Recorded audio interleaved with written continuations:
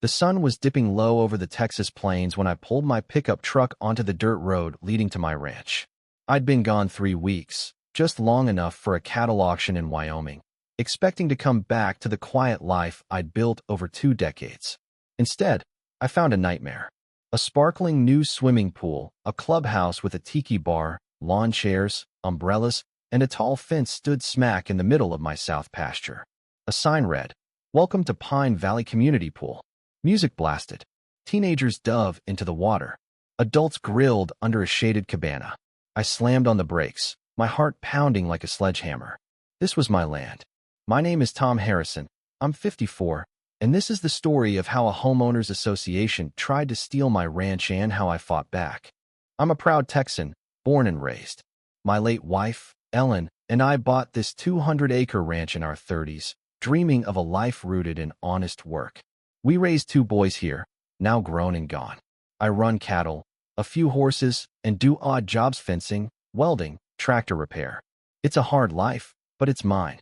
5 years ago, the Pine Valley HOA sprouted up just west of my property.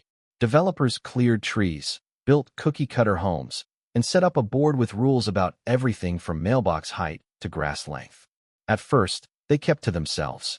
I ignored the occasional trespass kids on dirt bikes, a bounce house too close to my fence. I figured city folks didn't understand ranch life. That was my first mistake. The trouble started when Linda Grayson became HOA president. She was all polished smiles and sharp edges, always in a beige blazer, clutching a clipboard like a weapon.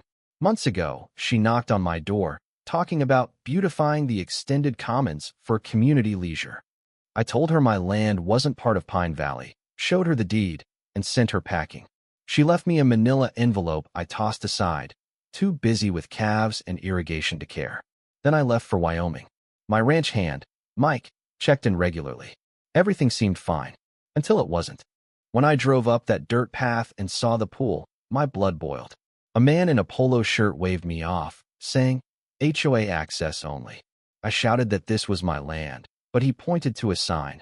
"Public use Pine Valley Extended Commons, approved by board." I didn't live in their HOA. I'd never signed up. Yet they'd built a community center on my property. I drove to my house, still shaking, and found papers scattered across my kitchen counter.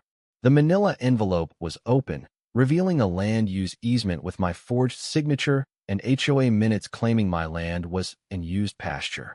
My jaw tightened. This wasn't a mistake. This was theft. I stormed to my barn, expecting to find my tools missing. Instead, I found stacks of folding chairs, tiki umbrellas, and a fridge labeled HOA use only. My space, repurposed like I didn't exist.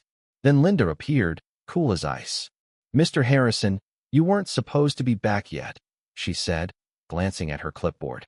"You didn't contest the land use request. Everything's approved." I stepped closer. "This is my land. You had no right." She shrugged, and then I heard sirens. Linda smirked. "You should have read your mail." 2 deputies rolled up. One, Officer Clark, I knew from town. The other, a young hotshot, accused me of trespassing on HOA property. I showed them my deed, the forged easement. Clark's face hardened. "This signature doesn't match," he said. They took photos, promised to investigate, and left. But I wasn't safe yet. That night, I called my old friend, Jim Baxter, a property lawyer. He dug into county records and found a filed easement, notarized by Linda's cousin, Sarah Mitchell, a fake notary. We filed a dispute, but the HOA doubled down. They tore out my gate, poured a concrete path to the pool, and parked cars on my land like it was a public lot. Contractors dug trenches, claiming permits zoned my land for community use. Then came the fire. They hit an old power line, sparking a blaze that charred my grass and scorched my fence. Linda blamed the crew, but I knew better. I handed the fire captain my deed and the fake permit. "This is illegal," I said. He nodded. "Get the county involved." The next blow came at dawn. My cattle, 50 head, including calves I'd raised by hand, were gone. The fence was cut, the gate open. A sign read, "Livestock must be cleared from common areas per HOA ordinance." I called Jim. "This is felony theft," he said. I set up my camera and recorded a video, laying out everything. The pool, the forgery, the fire, the stolen herd. I posted it online, and it spread like wildfire. A stranger messaged me, saying my cows were at an old rodeo pen 2 towns over, unloaded by an HOA truck. I raced there, found my herd, and called the sheriff. Deputies cuffed Sarah Mitchell on the spot. My cows were shaken but alive. Back at the ranch, Linda and her board waited with a stack of papers, offering to negotiate. I laughed. You stole my land, my cattle, and now you want to talk? Jim handed them a restraining order. As they drove off, an explosion rocked the clubhouse. Flames devoured it, destroying their illegal structure.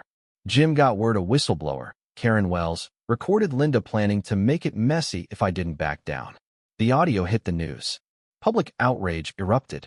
Linda, Sarah, and 2 board members were arrested for trespass, forgery, animal cruelty, and racketeering. The HOA was disbanded by court order. A month later, I stood on my porch, coffee in hand, watching the sunrise over my fields. The pool was gone, the clubhouse reduced to ash. My cattle grazed again. This wasn't just about land. It was about fighting for what's right, standing up to bullies who think money and power can rewrite truth. I won because I refused to break, because I exposed their lies, because people rallied behind me. What would you do if someone tried to take what's yours? Have you faced injustice or abuse of power? Share your thoughts in the comments. Tell me where you stand on fighting back against wrongs like this. Your voice matters, let's hear it.